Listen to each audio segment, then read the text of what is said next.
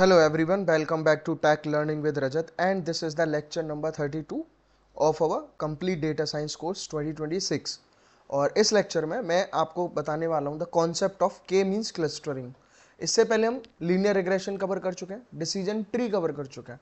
ठीक है, तो आज हम जानेंगे कि के मीन्स क्लस्टरिंग का मशीन लर्निंग के अंदर क्या मतलब होता है। ठीक है, और क्या हम इस अप्रोच के साथ किस तरह की प्रॉब्लम सॉल्व करते हैं, या फिर किस हमारा जो मशीन लर्निंग मॉडल है वो किस तरह से आउटपुट को प्रिडिक्ट करता है। ठीक है, तो अगर हम सबसे पहले देखें कि के मीन्स क्लस्टरिंग का मतलब क्या होता है, तो बेसिकली के मीन्स क्लस्टरिंग जो है, सबसे पहली बात वो एक अनसुपरवाइज लर्निंग एल्गोरिदम है। इससे पहले हम जैसे रिग्रेशन और क्लासिफिकेशन पढ़ते हैं, वो सुपरवाइज लर्निंग का अप्रोच था, और ये के मीन्स क्लस्टरिंग जो है ये आपके अनसुपरवाइज मशीन लर्निंग एल्गोरिदम का पार्ट। ठीक है, तो obviously if there is a concept of unsupervised machine learning algorithm, तो हमको पता है कि वहां पे लेवल्ड डेटा का कोई कॉन्सेप्ट नहीं होता है। ठीक है, तो क्लस्टरिंग का मतलब है कि एक अलग अलग सेट ऑफ क्लस्टर्स बना के डेटा को सेपरेट किया जाता है। तो आप ऐसे इसकी डेफिनेशन देख सकते हो कि K means clustering is an unsupervised machine learning algorithm use to divide the data into a group called clusters. तो इसमें जो डेटा को डिवाइड किया जाता है वो जिन ग्रुप्स में डिवाइड किया जाता है उसको हम क्लस्टर बोलते हैं। And unlike supervised learning, K means work with data where the correct output labels are not provided. तो ऑब्वियसली अगर वो अनसुपरवाइज है तो वहां पे कोई भी लेवल्ड आउटपुट नहीं होगा। ठीक है, एक करेक्ट लेवल्ड आउटपुट वहां पे नहीं होगा। तो इसके एग्जाम्पल्स क्या हो सकते हैं? For example, suppose a shopping website has information about customer. अगर शॉपिंग वेबसाइट के पास कुछ इंफॉर्मेशन है कस्टमर के बारे में, तो लाइक एज हुआ, एनुअल इनकम, स्पेंडिंग स्कोर, ये कुछ इंफॉर्मेशन है। ठीक है, ये वाली। तो इसके अलावा अब क्या होगा कि हमें ये नहीं पता, अगर हम कस्टमर की बात करें तो कस्टमर के लिए कैटेगरीज नहीं पता है। तो के मीन्स क्लस्टरिंग क्या करती है, वो ऑटोमेटिकली ग्रुप्स को डिस्कवर करती है। अब किस तरीके से करेगी? लाइक कस्टमर्स की अगर हम बात करें तो वो क्लस्टर बनाएगी, like multiple clusters. Suppose cluster 1, cluster 2 and cluster 3। तो क्लस्टर 1 को बोला जाएगा हाई वैल्यू कस्टमर, क्लस्टर 2 को बोला जाएगा बजट कस्टमर, एंड क्लस्टर 3 को उसने कैटेगराइज किया एज अ मॉडरेट कस्टमर। तो तीन ग्रुप में यहाँ पे कस्टमर्स को डिवाइड किया गया है। ठीक है, high value, budget and moderate customers. अब आता है कॉन्सेप्ट व्हाट इज क्लस्टरिंग। तो clustering means grouping similar data points together. तो सिमिलर डेटा पॉइंट को एक साथ ग्रुप कर देने की प्रोसेस को ही क्लस्टरिंग बोलता है। तो बेसिक आइडिया अगर हम देखें तो data point that are similar should belong to the same cluster, while data points that are different should belong to different clusters. तो जो सेम जो है डेटा पॉइंट्स हैं या सिमिलर हैं वो एक में आने चाहिए। ठीक है, और जो डिफरेंट है वो किसी अलग डिफरेंट क्लस्टर में जाने चाहिए। फॉर एग्जाम्पल अगर हम देखें तो तीन तरह की शेप है। तो सिमिलर शेप के जो भी ऑब्जेक्ट्स हैं आपके, उनको एक साथ कंबाइन कर दिया गया है, इसी को हम क्लस्टरिंग बोलते हैं। ठीक है, एक स्ट्रक्चर के बेसिस पे यहाँ उस चीज़ को आइडेंटिफाई किया गया, चाहे वो राउंडेड शेप में है, या फिर आपका ट्राइंगुलर है, या फिर आपका एक तरह से स्क्वायर की फॉर्म में है। तो ये सब आप इजीली इस तरह देख सकते हो कि we can identify three groups in this form, cluster 1, cluster 2 and cluster 3। ठीक है, अब ये सब करने के बाद और क्या आता है? Important point is that we did not tell the algorithm which point belong to which group. और इंपॉर्टेंट पॉइंट यही है कि हम एल्गोरिदम को पहले से नहीं बताते कि कौन सा पॉइंट, कौन सा डेटा पॉइंट किस ग्रुप को बिलोंग करता है। एल्गोरिदम खुद से डिस्कवर करेगा डेटा के बेसिस पे ग्रुप्स को। ठीक है, तो यहाँ पहले से हम एक लेबल डेटा नहीं दे रहे हैं, वो खुद ही एल्गोरिदम डिस्कवर करता है। यही ब्यूटी है आपके अनसुपरवाइज लर्निंग एल्गोरिदम्स की। ठीक है, अब अगर हम देखें तो फिर आता है कि वाई इज के मीन्स एन अनसुपरवाइज एल्गोरिदम। अब ये के मीन्स अनसुपरवाइज एल्गोरिदम में क्यों आती है, या फिर ये क्यों पार्ट है अनसुपरवाइज का? तो देखो, ये हम ऑलरेडी पहले भी बता चुके हैं, फिर भी मैं रिपीट कर देता हूँ कि मशीन लर्निंग में बेसिकली क्या है कि मशीन लर्निंग में आपकी सुपरवाइज और अनसुपरवाइज दो तरह की लर्निंग होती है। फिर अगर हम सुपरवाइज की बात करें तो वहां पर लेवल्स अवेलेबल होते हैं, और अनसुपरवाइज में लेवल नहीं होते। तो जहां लेवल अवेलेबल थे उसके लिए हमने क्लासिफिकेशन रिग्रेशन यूज किया, और जहां लेवल नहीं है वहां पे क्लस्टरिंग यूज किया, जिसको हम के मीन्स क्लस्टरिंग बोलते हैं। ठीक है, तो सुपरवाइज लर्निंग में क्या है? इनपुट के लिए एक नोन आउटपुट हमको पता होता है कि ऑलमोस्ट इस तरह का आउटपुट मशीन प्रिडिक्ट करेगी, ठीक है। जैसे कि कितने घंटे कोई बच्चा पढ़ रहा है, उस हिसाब से हम प्रिडिक्ट कर रहे थे कि वो बच्चा पास होगा या फेल होगा, ठीक है। अब इसके अलावा अगर हम के मीन्स की बात करें तो इनपुट डेटा के बेसिस पे वो ग्रुप्स को डिस्कवर करती है, जो भी एल्गोरिदम होगी। तो इसमें क्या है कि there is no predefined target column, कोई भी प्री डिफाइंड टारगेट कॉलम नहीं होता है आपकी क्लस्टरिंग के अंदर, ठीक है। Now why is it called के मीन्स, अब इसका नाम के से ही क्यों स्टार्ट है, why is it called a के मीन क्लस्टरिंग, बिकॉज सबसे पहली बात जो के का मतलब है, the name has two important part. इसमें अगर हम देखें तो K represent the number of clusters we want to create. तो के क्या रिप्रेजेंट कर रहा है, कितने क्लस्टर हमें क्रिएट करने की जरूरत है, ठीक है। How many clusters do we have to create, उसके लिए हम के को यूज करते हैं। For example if the value of K is 3, तो इट मीन्स हमको 3 क्लस्टर वहां पे क्रिएट कर रहे हैं, ठीक है। और दूसरा मीन्स आपको पता ही होता है, the algorithm uses the mean या फिर average position of a point in a cluster to calculate it centre. देखो सेंटर जब हम कैलकुलेट करते हैं तो उस चीज को हम सेंट्रॉइड बोलते हैं, उस चीज को हम क्या बोलते हैं, उस चीज को बोले जाता है सेंट्रॉइड, ठीक है। तो average position of the points in a cluster, ठीक। यानी कि अगर हम देखें तो के मीन्स का फॉर्मूला अगर आप यहाँ देखोगे हाईलाइटेड में, तो के मीन्स इक्वल टू के clusters plus mean based centroid. इससे आपका के मीन्स निकल के आता है कि के क्लस्टर कितने और एक मीन बेस्ड सेंट्रॉइड्स कितने। अगर हम रियल लाइफ एग्जांपल देखते हैं कस्टमर सेगमेंटेशन का, तो इसमें आता है कि imagine an online shopping company has 1000 customers. For example अगर एक शॉपिंग कंपनी में आपके 1000 कस्टमर्स हैं, ठीक। अब उन 1000 कस्टमर्स की अगर हम बात करते हैं तो उन कंपनी को क्या क्या पता है, लाइक कंपनी को एज पता है, कंपनी को एनुअल इनकम पता है, कंपनी को स्पेंडिंग स्कोर पता है, but it does not know how to categorise customers. लेकिन उसको नहीं पता कि इन कस्टमर्स को कैसे कैटेगराइज किया जा सकता है। अब इस केस में हम क्या करते हैं, के मीन्स क्लस्टरिंग यूज करेंगे। और के मीन्स क्लस्टरिंग क्या डिस्कवर करेगी, ठीक है। ये अगर आप पैटर्न देखोगे यहाँ पे तो कंप्लीट इसके अंदर हो क्या रहा है कि जो कस्टमर है, कस्टमर्स के ऊपर उस डेटा पे के मीन्स क्लस्टरिंग अप्लाई की जाएगी। के मीन्स क्लस्टरिंग के बाद में क्लस्टर 1 होगा, क्लस्टर 2 होगा और क्लस्टर 3 होगा, 3 डेटा सेट वहाँ पे होंगे। और क्लस्टर 1 मान के चलो हाई इनकम है, हाई इनकम वाले कस्टमर्स हैं तो हाई इनकम का मतलब हाई स्पेंडिंग उनकी होगी, ठीक है। और लो इनकम वाले हैं तो लो स्पेंडिंग होगी, और मीडियम इनकम वाले हैं तो मीडियम स्पेंडिंग होगी, ठीक है। तो इस तरह से जो है आपके क्लस्टर्स बनते हैं। अब इसके अलावा like the marketing team can them create different strategies for different groups, ठीक है। वो अलग अलग ग्रुप के लिए अलग अलग स्ट्रेटेजीज क्रिएट करती है। तो अदर रियल लाइफ एप्लीकेशंस की अगर हम बात देखें तो K means is used in many areas. कौन कौन से एरियाज हो सकते हैं, तो जिसमें सबसे पहला आता है आपका कस्टमर सेगमेंटेशन। तो कस्टमर सेगमेंटेशन का मतलब होता है कि group customers according to income, spending, age and purchase behaviour, ठीक है, इनके बेसिस पे। अब ये करने के बाद इमेज कंप्रेशन में हम यूज करते हैं। तो इमेज कंप्रेशन का क्या मतलब होता है, इमेज कंप्रेशन का मतलब है it group similar colour together to reduce the number of colour in an image, ठीक है। तो सिमिलर कलर्स को एक साथ करता है, नंबर ऑफ कलर्स को रिड्यूस करने के लिए इमेज में, इसको हम इमेज कंप्रेशन बोल देते हैं। डॉक्यूमेंट क्लस्टरिंग होती है हमारे पास। डॉक्यूमेंट क्लस्टरिंग का काम क्या है, इट ग्रुप्स सिमिलर डॉक्यूमेंट्स और आर्टिकल्स, ठीक है। सिमिलर डॉक्यूमेंट या आर्टिकल को ग्रुप करने के लिए हम इसको यूज करते हैं। रिकमेंडेशन सिस्टम्स की अगर हम बात करें to find groups of users with similar behaviour. तो ग्रुप ऑफ यूजर्स को फाइंड करने के लिए जिनका बिहेवियर ऑलमोस्ट सिमिलर है, हम के मीन्स क्लस्टरिंग का यूज करते हैं।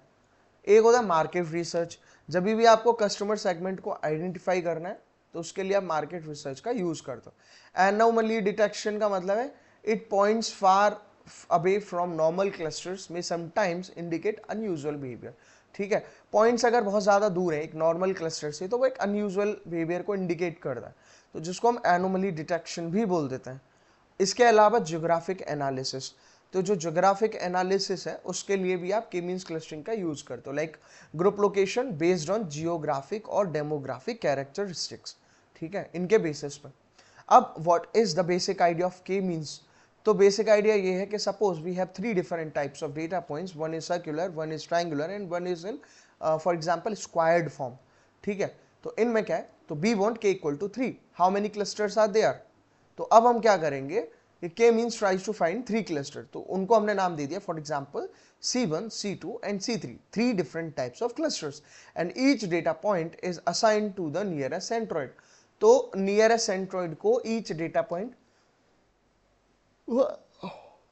असाइन कर दिया जाता है, ठीक है। अब पॉइंट आता है जो हम सेंट्रोइड बोलते हैं, how can you calculate centroid mathematically? अब देखो centroid is the centre of A cluster. सबसे पहली बात, सेंट्रोइड जो होता है वो क्लस्टर का सेंटर होता है, यानी कि for a one dimensional example, अगर आप एक वन डायमेंशनल एग्जाम्पल ले रहे हो, फॉर एग्जाम्पल 10, 12 एंड 14, ये 3 आपके डेटा पॉइंट्स हैं। अब इन 3 डेटा पॉइंट का आप जब मीन निकालोगे तो आपको पता है कैसे निकलता है, 10 + 12 + 14 हम करेंगे एंड डिवाइड बाई 3 कर देंगे, because total number of observation are 3। तो ये निकल के आया रिजल्ट फॉर एग्जाम्पल 12। तो जो मीन होता है उसी को हम सेंट्रोइड वैल्यू बोल देते हैं। एंड फॉर 2 डायमेंशनल डेटा, अगर आपके पास डेटा ही 2 डायमेंशनल में है, then the centroid contains the mean of each feature. तो मीन ऑफ ईच फीचर कैसे निकालेंगे हम? फॉर एग्जाम्पल अलग अलग फीचर्स हैं, 2,4, 4,6, 6,8।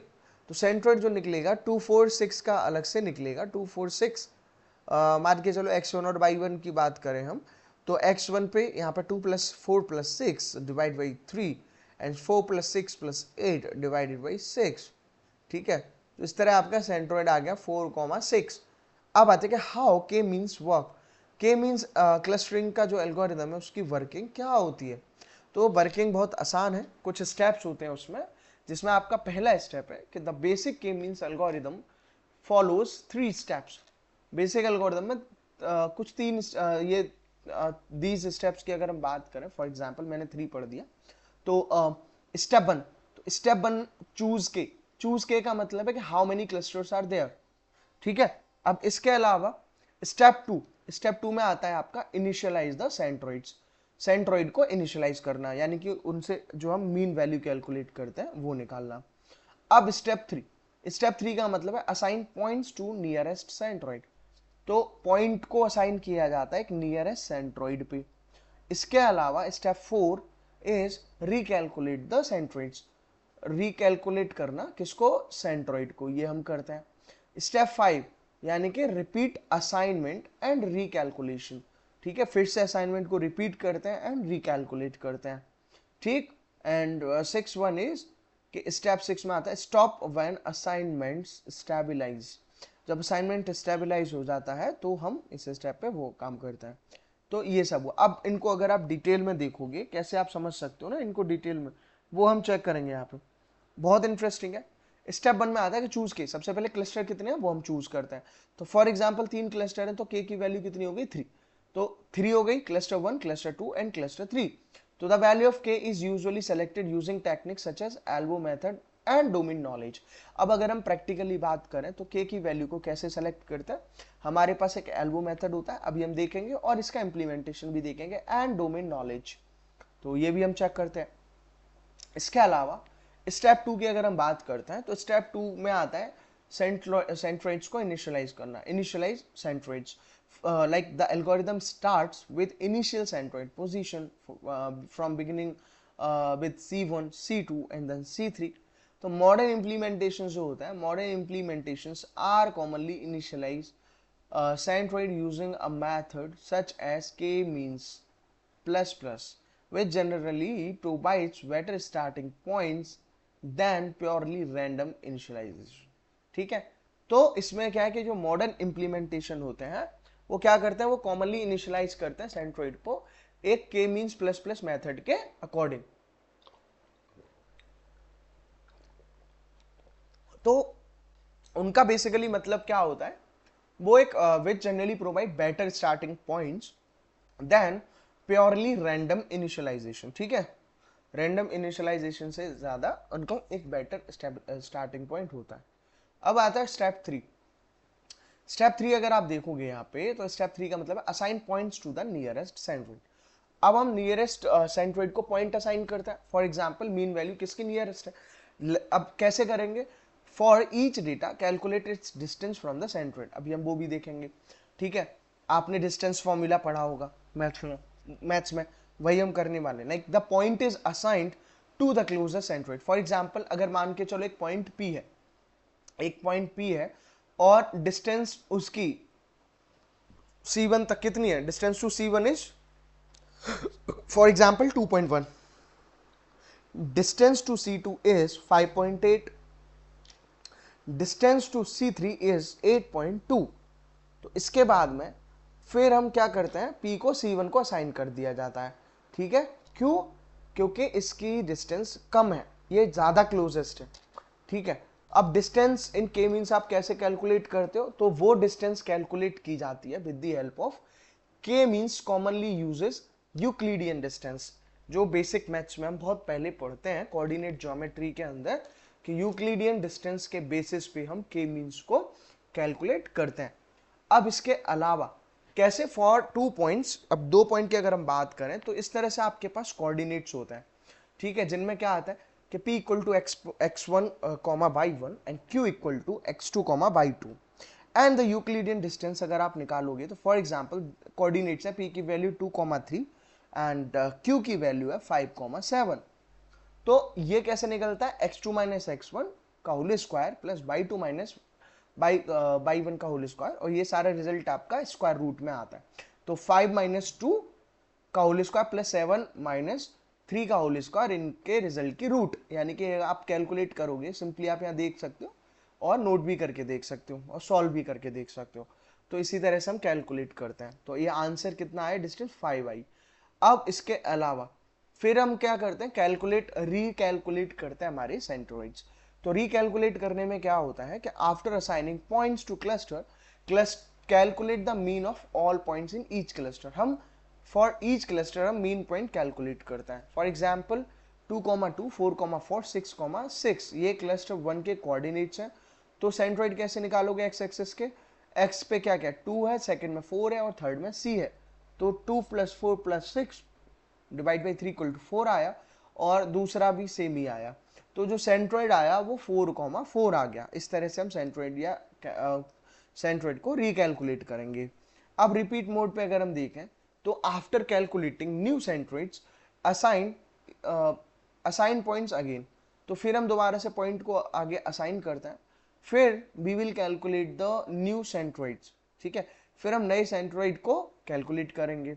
देन असाइन पॉइंट्स अगेन, फिर पॉइंट्स को दोबारा से असाइन किया जाता है एंड कैलकुलेट न्यू सेंट्रोइड, फिर नए सेंट्रोइड्स को कैलकुलेट कर दिया जाता है, ठीक है। And this continues until the clustering stabilises the algorithm reaches it's configured iteration limit, ठीक है। अब इसके अलावा नेक्स्ट स्टेप 6 की अगर हम बात करें तो उसको बोलते हैं कॉन्वर्जेंस। क्या मतलब होता है कॉन्वर्जेंस का, कि K मीन्स स्टॉप्स व्हेन, कब स्टॉप हो जाती है, when cluster assignments stop changing, या तो क्लस्टर असाइनमेंट स्टॉप कर दिया गया। उसके अलावा centroid movement become sufficiently small, centroid का जो मूवमेंट था वो सफिशिएंटली स्मॉल हो गया, and maximum iterations are reached. तो ये सब कॉन्वर्जेंस के अंदर आता है। So the result is the final set of cluster. तो रिजल्ट जो हमेशा रहता है वो फाइनल सेट ऑफ क्लस्टर रहता है, for in the form of x, y, ठीक है। अब देखो कंप्लीट, फिर से अगर हम देखें तो K मीन्स का जो कंप्लीट वर्क फ्लो है वो क्या है, देखो जिसमें आता है डेटा सेट से क्या क्लस्टर को चूज किया जाएगा, फिर सेंट्रोइड को इनिशियलाइज किया जाएगा, देन डिस्टेंस को कैलकुलेट किया जाएगा, और फिर we will assign the point to cluster, फिर क्लस्टर को पॉइंट असाइन किए जाएंगे, और पॉइंट असाइन करने के बाद इट रिकैलकुलेट सेंट्रोइड, ठीक है। फिर वो सेंट्रोइड को रिकैलकुलेट करता है, जिसमें repeat, convergence and final cluster, ये इस तरह से प्रोसेस चलती रहती है। अब आता है कि मैथमेटिकल ऑब्जेक्टिव अगर हम पढ़ेंगे K मीन्स का, तो वो मैथमेटिकल ऑब्जेक्टिव हो क्या सकता है, ठीक है। तो K means attempt to minimize the within cluster sum of square distance with each point and the centroid of its assigned cluster. इसका मतलब होता है कि के मीन्स क्लस्टरिंग का जो अटेम्प्ट है वो है कि विद इन क्लस्टर जो है उसको मिनिमाइज किया जाता है, एंड विद इन क्लस्टर जो सम ऑफ स्क्वायर डिस्टेंस होगी, ठीक है, वो between each point and the centroid रहेगी, ठीक है। अब इसके अलावा this is commonly called inertia और within cluster sum of squares, WCSS, इसको आप इनर्शिया बोलते हो। अब आगे अगर हम देखें, ठीक है, मैं एक बार और रिपीट कर देता हूं कि K means attempt to minimize the within cluster sum of squared distance between each point and the centroid of its assigned cluster, and this is commonly called inertia or within cluster sum of square, ठीक। अब इसके अलावा हम एक function देखते हैं, there is a mathematical equation in this, और function को अगर आप पढ़ोगे तो इस तरह आप देख सकते हो, पेन के जो है यहाँ पे क्या क्या आप इसे कैसे बोलोगे। अगर मैं इस इक्वेशन की बात करता हूँ, how can you pronounciate this equation, तो आप सिंपली देखो, इसको बोलते हैं J equals the sum from J equals to 1 to K of the sum over X sub, ठीक है, बिलोंगिंग C सब J, ठीक है, of the norm of X सब I minus mu and this one सब J एंड देन स्क्वायर्ड, ठीक है। हम इसको इस तरह से बोलते हैं, जिसमें अगर आप देखोगे तो J क्या है, ऑब्जेक्टिव फंक्शन है, K क्या है, आपका नंबर ऑफ क्लस्टर है, CJ क्या है, clusters J, data point I, XI is a data point, and XI minus mu J का होल स्क्वायर, ठीक है, मॉड का is the squared distance between point and centroid, ठीक है, वो पॉइंट और सेंट्रोइड के बीच में स्क्वायर्ड डिस्टेंस है। अब इसके बाद हमारा गोल क्या है, टू मिनिमाइज द J, ठीक। तो सिंपल वर्ड्स में अगर आप देखोगे तो वो है K means tries to keep data point as close as possible to the centroid of their assign cluster, ठीक है। अब इनर्शिया की अगर हम बात करते हैं तो इन साइकिट लर्न के अंदर क्या होता है, K means provide model dot inertia underscore, तो inertia represent the sum of squared distance between each sample and its assigned cluster, ठीक है, उधर भी है। अब इसके अलावा जनरली लोअर इनिशिया क्या होता है कि points are at their centroids.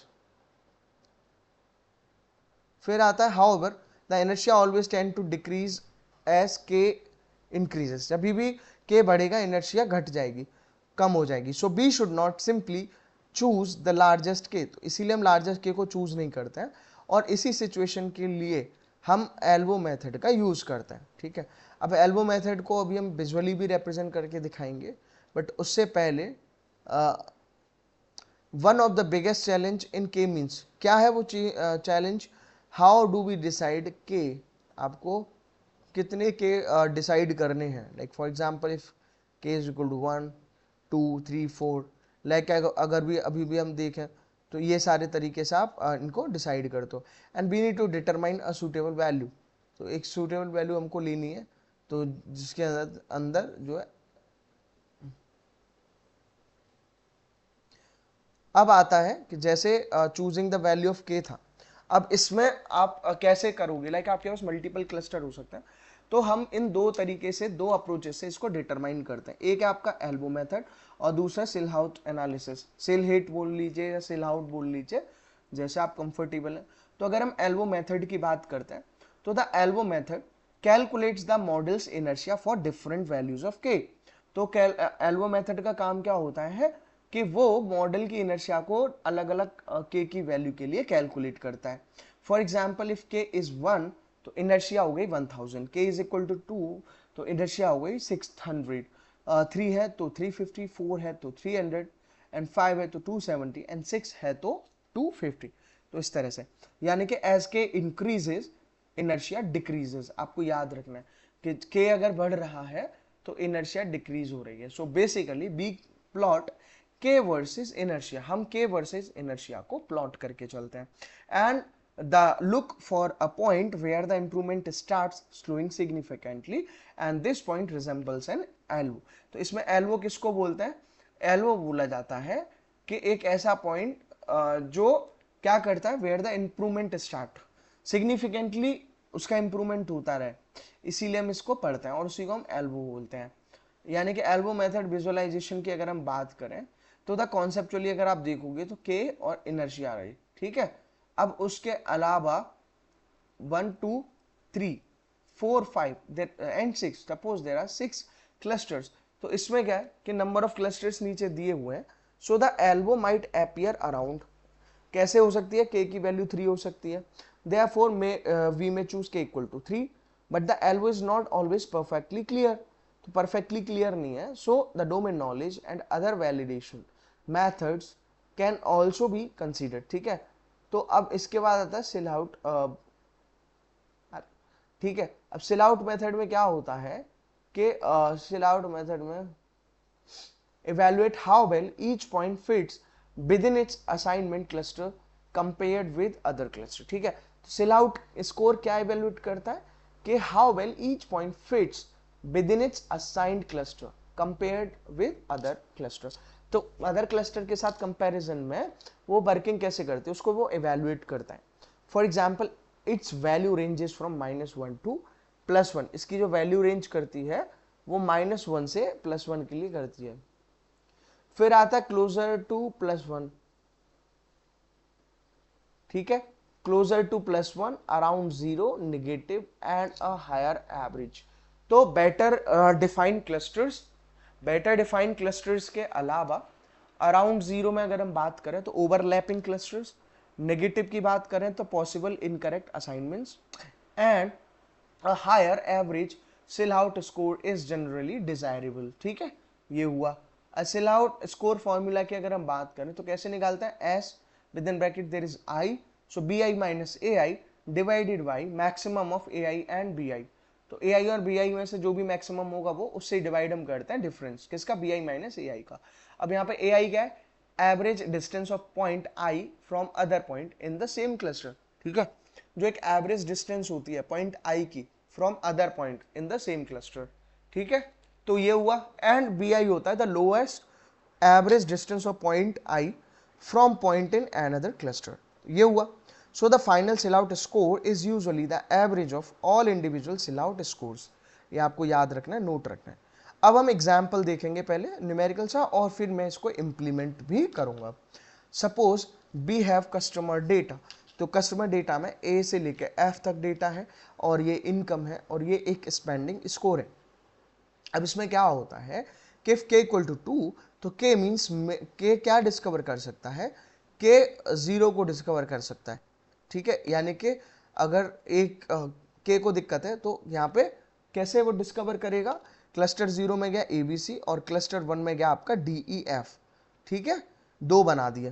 And notice we didn't provide, हमने कुछ नहीं प्रोवाइड कराया, लाइक बजट कस्टमर कितने हैं, हाई वैल्यू कस्टमर कितने हैं, मशीन ने सब कुछ खुद से किया। So the algorithm only creates cluster when the, ठीक है, तो the algorithm only create cluster based on the numerical feature, ठीक है। Based on numerical feature cluster बनाए जाएंगे। तो अगर हम इंपॉर्टेंट पॉइंट की बात करें तो cluster level have no inherent meaning, कोई इनहेरेंट मीनिंग नहीं होता है कि suppose the algorithm produces class 0, class 1 and class 2 structures, ठीक है, या clusters. So the cluster 0 is not automatically better than cluster 1। ये क्लियर हो जाता है कि क्लस्टर 1 से वो वहाँ पे ट्रेनिंग ले रहे, ठीक है। तो अब इसमें क्लस्टर 0 का मतलब budget customer, cluster 1 premium and cluster 2 is occasional customer. And these names are our interpretation, not something K means automatically knows. ये सिर्फ हमारा इंटरप्रिटेशन है। And now feature scaling in K means, feature इसमें क्या होगा basically? Feature scaling में क्या होगा, ये हम ऑलरेडी डेटा साइंस में पहले भी कवर करा चुके हैं। तो because K means is a distance based, तो के मीन्स एक डिस्टेंस बेस्ड है। तो for example if age is किसी की लाई कर रही है 18 to 60 ईयर्स और इनकम वेरी कर रही है 20,000 to 5 lakhs, तो income has much larger numerical values. तो इससे क्या होगा कि विदाउट स्केलिंग इनकम में डोमिनेट द डिस्टेंस कैलकुलेशन। तो हम कुछ स्केलिंग करते हैं जिसके लिए हम स्टैंडर्ड स्केलर को यूज करते हैं, ठीक है। अब स्टैंडर्डाइजेशन अगर आप देखोगे तो स्टैंडर्डाइजेशन का मतलब होता है it transforms features so they can have approximately. अब इसके बाद क्या आता है कि from scikit-learn dot preprocessing import standard. ठीक है, अब इसमें scaler equal to standard scaler, X scale equal to scale. अब ये सब मैं देखो कहाँ दिखाऊंगा, प्रैक्टिकल इंप्लीमेंटेशन पे। अब मैं चलता हूँ अपने जुपिटर नोटबुक पे, अपना इंट्रोडक्शन हमने कवर कर लिया है। अब इसके बाद में आप इसको कंप्लीटली देखो यहाँ पे है, मैं आपको एक जो एग्जीक्यूटेड प्रोग्राम है इसको मैं आपको क्लियर करके दिखाता हूँ दोबारा से कि ये काम कैसे करता है। ठीक, अब देखो काम कैसे करेगा ये, चलिए तो कैसे काम करता है यहाँ पे हम इसको देखेंगे। अब देखो सबसे पहले अगर आपके पास लाइब्रेरीज नहीं है तो आप लाइब्रेरी इंस्टॉल करोगे, और लाइब्रेरी क्या क्या होती है, pip install, numpy, pandas, matplotlib and scikit-learn। और इन सब में न्यूमेरिकल के लिए, डेटा फ्रेम्स के लिए, ग्राफ के लिए, विजुअल रिप्रेजेंटेशन के लिए और मशीन लर्निंग मॉडल्स के लिए हम scikit-learn का यूज़ करते हैं। तो ये सब हुआ। अब जब आपके पास लाइब्रेरीज इंपोर्ट हो जाएंगी, ठीक है, ये सब इंपोर्ट हो गई, अब आप क्या करते हो, फिर से कुछ रिक्वायर्ड लाइब्रेरीज को इंपोर्ट करते हो, जिसमें आता है numpy, pandas, matplotlib को हमने कर लिया, एंड scikit-learn में क्लस्टर को भी करा है हमने, और क्लस्टर के अंदर वो के मीन्स को इंपोर्ट करेगा। ये कुछ चीज़ें आप नोट करके रख लिया करो, ठीक है। और फिर scikit-learn बनाता है प्रोसेसिंग के लिए इंपोर्ट स्टैंडर्ड स्केलर, ठीक है, वो एक स्टैंडर्ड स्केलर को इंपोर्ट करता है। अब फिर इसको करने के बाद में हम को सेल आउट स्कोर भी कैलकुलेट करना है तो हम वो भी करते हैं। तो इसको अगर आप एग्जीक्यूट कराओगे तो हमारी सारी लाइब्रेरी सक्सेसफुली इंपोर्ट हो जाएंगी, ठीक है।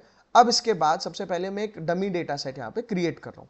अब वो डेटा सेट क्या है बेसिकली, कि जिसमें मैं इनकम और स्पेंडिंग स्कोर का डेटा ले रहा हूँ। तो मैंने कुछ इस पे इनकम यहाँ डिफाइन करी और यहाँ पे स्पेंडिंग स्कोर। आप इस सिंटेक्स को टाइप कर सकते हो, नोट कर सकते हो। इस तरह से मैं ऑलरेडी डेटा फ्रेम के अंदर आपको डिटेल में बता चुका हूँ। तो 20, 22, 25 ये सब करने के बाद में आप एक डेटा फ्रेम क्रिएट कर लोगे, तो आपके पास में ये एक डेटा सेट क्रिएट होकर आ गया जिसमें आपकी 12 वैल्यूज है, ठीक है। अब डेटा सेट को चेक करना है तो आप कैसे करते हो, लाइक अगर आपको फर्स्ट 5 करने हैं तो आप इस तरह से चेक करते हो, ठीक है। फिर आता है जो है उसको ओरिजिनल डेटा को विजुअलाइज करना। तो विजुअलाइज करने के लिए आप क्या करते थे, आप एक फिगर प्लॉट करते थे, स्कैटर प्लॉट, जिसमें इनकम और स्पेंडिंग स्कोर दो डेटा आप लोगे, और एक्स एक्सेस पे इनकम आएगा और बाई एक्सेस पे स्पेंडिंग कोर, और टाइटल रहेगा आपका कस्टमर डेटा, और ग्रिड में उसको ट्रू कर दोगे, और उसके अलावा ग्रिड की फॉर्म में और प्लॉट plt डॉट शो कर दिया इसको विजुअली रिप्रेजेंट कराने के लिए। तो आप देखोगे तो यहाँ पे हमारा ना एक ग्राफ बन के आ गया। इस ग्राफ में क्या इनकम है, स्पेंडिंग स्कोर है और कस्टमर का डेटा है, ठीक है। ये सब हमने इसमें करा। अब इसके अलावा अगर आप फीचर को सेलेक्ट, अब यहाँ आप देखोगे ना तो ये क्लस्टर्स हैं, ठीक है, इनकम के और आपके स्पेंडिंग स्कोर के, जिसमें कितना गैप है, ठीक है, जिसमें क्या होगा, ठीक, तो कितना गैप है। अब ये करने के बाद मान लो फीचर आपको जो है सेलेक्ट करना है, तो if you want to select features, तो उसमें क्या आता है कि एक्स आपका इनपुट फीचर है, और एक्स से ही आपकी इनकम या एवरेज निकलेगा, ठीक है, स्पेंडिंग आवर्स का। तो अब हम क्या करेंगे, हम दो चीज़ें ले रहे हैं यहाँ पे डेटा, उसके लिए डेटा स्केलिंग के लिए। तो ये एग्जीक्यूट मैंने करा दिया। अब इसके बाद में यहाँ पे देखो सेव किया है डेटा को, और फिर उसके बाद में स्केलर स्टैंडर्ड स्केलर, ठीक है। तो इसमें क्या होगा बेसिकली, तो ये करने के बाद में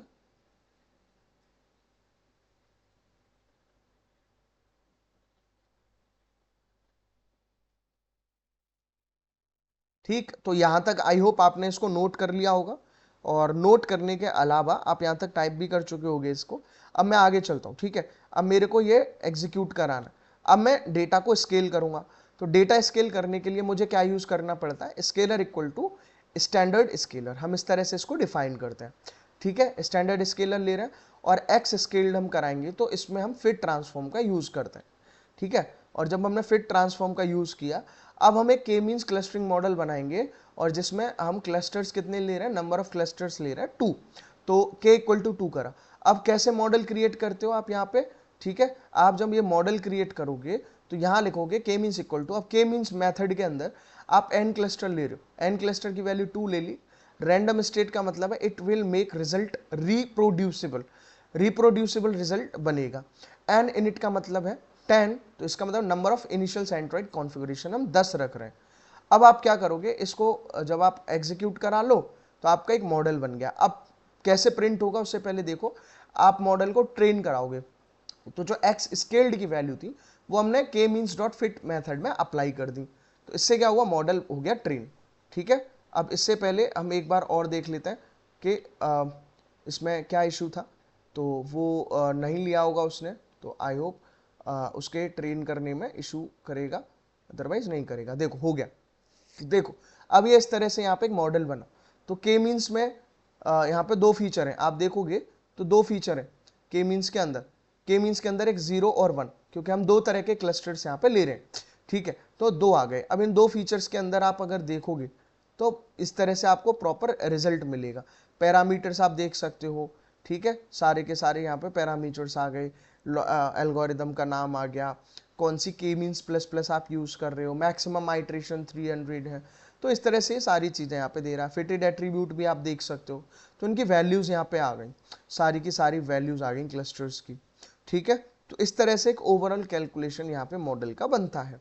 अब ये करने के बाद क्लस्टर लेवल्स अगर आपको चाहिए तो आप के मीन्स डॉट लेवल्स को यूज करते हो। ठीक है, तो के मीन्स डॉट लेवल से आप यहाँ पे लेवल निकाल सकते हो, 0 0 0 एंड 1 1 1। ये अगर आप यहाँ देखोगे तो ये वाले लेवल इसने प्रिंट कर दिए, जो यहाँ पे दिए हैं इन लेवल को यहाँ पे इसने प्रिंट कर दिया। Then add cluster level to data set. अब हम इनको डेटा सेट में ऐड कराओगे, तो मैंने इनको ऐड करा दिया यहाँ पे इस तरह से एक नया कॉलम बना के। ठीक है, आप इस तरह से इसको ऐड कराते हो, तो ऐड कराने के बाद यहाँ पे कुछ का 0 0 कुछ का 1 1, ये दो सेपरेट क्लस्टर्स में डिवाइड हो गए। अगर आप देखोगे ना तो कैसे देख रहे हो कि स्पेंडिंग स्कोर देखोगे ना, जो 25 30 28 32 35 38 तक है वो 0 में चले गया, कुछ जो 70 80 75 90 तक है वो दूसरे क्लस्टर में चले गया। तो इस तरह से वो उनको आइडेंटिफाई करता है। अब आप इनको विजुअलाइज कराओगे तो आप एक फिगर बनाओगे स्कैटर के लिए, ठीक है, जिसमें इनकम स्पेंडिंग कोर्स के बेसिस पे इसको बनाओगे रिजल्ट को, और एक्स पे आप इनकम लोगे, बाई पे आप स्पेंडिंग स्कूल लोगे।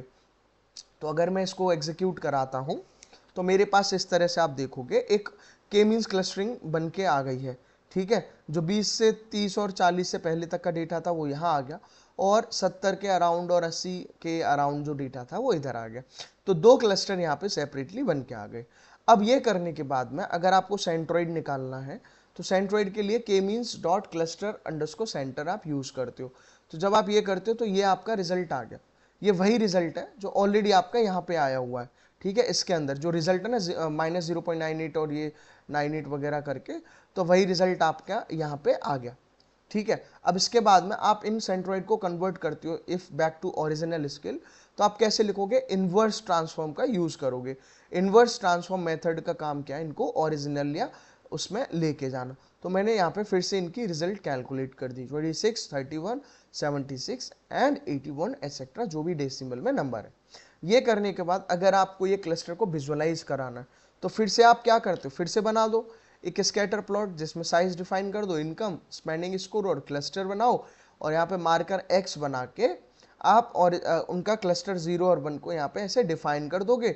और एक्स लेवल पे क्या हो जाएगा, एक्स लेवल पे इनकम हो जाएगी, और बाई लेवल पे आपका स्पेंडिंग स्कोर, और के मीन्स क्लस्टरिंग विद सेंट्रोइड यहाँ पे आप टाइटल कर ले। ठीक है, ये एग्जीक्यूट कराने के बाद में तो अगर आप देखोगे तो के मीन्स क्लस्टरिंग जो है वो और अच्छे से बन गई विद सेंट्रोइड्स, जब ये सेंट्रोइड बन गई यहाँ पे। ठीक है, अब इसके अलावा अगर आप देखोगे इनकम हुआ और यहाँ पे आपका स्पेंडिंग स्कोर हुआ। ठीक है, तो इस केस में क्या हो रहा है कि K means clustering with centroid में क्या होगा कि आप ये रिजल्ट कैलकुलेट करोगे तो वो कर सकते हो। इसमें आता है कि फाइंडिंग द बेस्ट। अब ये करने के बाद में देखो हमने क्या करा, अब आता फाइंडिंग द बेस्ट के using the elbow method. Elbow method के हेल्प से हम बेस्ट के निकालेंगे। तो उसके लिए आप के मीन्स मेथड का यूज करते हो, जिसमें आप एन क्लस्टर का यूज करोगे, के रैंडम स्टेट 42 एन इनिशियलाइजेशन 10, और मॉडल इनर्शिया मेथड को मैंने यूज किया। अब ये करने के बाद मेरे को एल्बो कर्व को प्लॉट कराना है। तो प्लॉट जब मैं कराऊंगा तो आप सिंपल इस तरह से डायग्राम कोड इसका देख सकते हो। प्लॉट मेथड के अंदर आप रेंज ले रहे हो, इनर्शिया ले रहे हो और मार्कर ले रहे हो। ठीक है, तो अब आप देखोगे तो इस तरह से आपका एक एल्बो मेथड प्रिंट होके यहाँ पे आ जाता है, जिसमें नंबर ऑफ क्लस्टर्स इनर्शिया और ये एल्बो मेथड। तो इस तरह से आपको यहाँ पे रिजल्ट जनरेट होके आता, एकदम सिंपल तरीके से आ जा रहा है। अब ये करने के बाद में आप सिल आउट स्कोर भी कैलकुलेट कर सकते हो।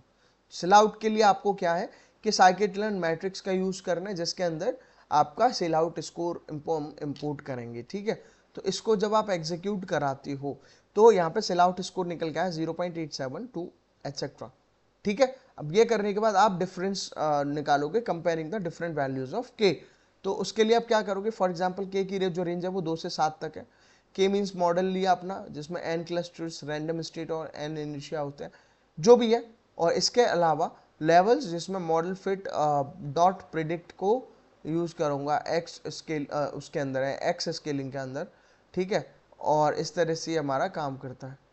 सिल आउट स्कोर 0.3f, ठीक है। जब मैंने इसको एग्जीक्यूट कराया, ठीक, जब मैं इसको ऑलरेडी एग्जीक्यूट करा चुका हूं, ठीक है, तो उसमें बेसिकली होगा क्या, किस तरह से आपको वैल्यूज मिल जाएंगी। फॉर के इक्वल टू 2, 3, 4, 5, 6, आप इस तरह से इसकी वैल्यूज को कैलकुलेट कर सकते हो, ठीक है। सारी वैल्यूज यहाँ पे निकल के आएंगी अप टू 3 डेसिमल प्लेसेस तक, 0.87273 एंड जो भी है, ठीक है। तो ये हो गया। अब आपको प्रिडिक्ट करना है क्लस्टर को फॉर अ न्यू कस्टमर। अब मान के चलो कस्टमर की इनकम 28 है और स्पेंडिंग इसको 34 है, तो हमने दोनों वैल्यूज उसमें डाटा फ्रेम में स्टोर करें, और जब स्टोर करा दी तो इसके बाद आप न्यू कस्टमर को स्केल करोगे with the help of scaler dot transform. तो स्केलर डॉट ट्रांसफॉर्म का जब मैंने यूज किया, ठीक है, तो अब हमारा क्या होगा, यहाँ पे क्लस्टर को प्रिडिक्ट करेंगे हम। तो जब क्लस्टर की प्रिडिक्शन आई तो हम देखेंगे ये किस में आएगा, जिसकी इनकम 28 है।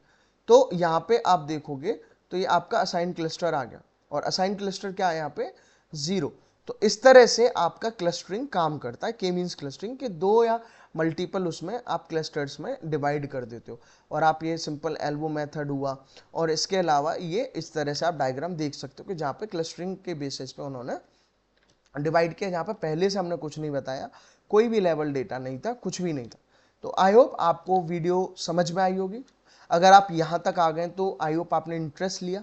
इवन आप नए भी हैं तो चैनल को सब्सक्राइब करिए, पुराने हैं तो शेयर करिए, वीडियो अच्छी लगी तो लाइक करिए, और मेरे को कमेंट करिए। अगर आपने यहाँ तक ये वीडियो देखी है तो मेरे को कमेंट करिए कि मैं और क्या इसमें आपको क्या समझ में आया, और किस तरह के टास्क आप चाहते हो मेरी साइड से, ठीक है। तो चलिए इस ट्यूटोरियल में इतना ही, और फिर मिलता हूँ मैं आपसे नए वीडियो में नए ट्यूटोरियल के साथ। तब तक के लिए don't forget to like, share and subscribe.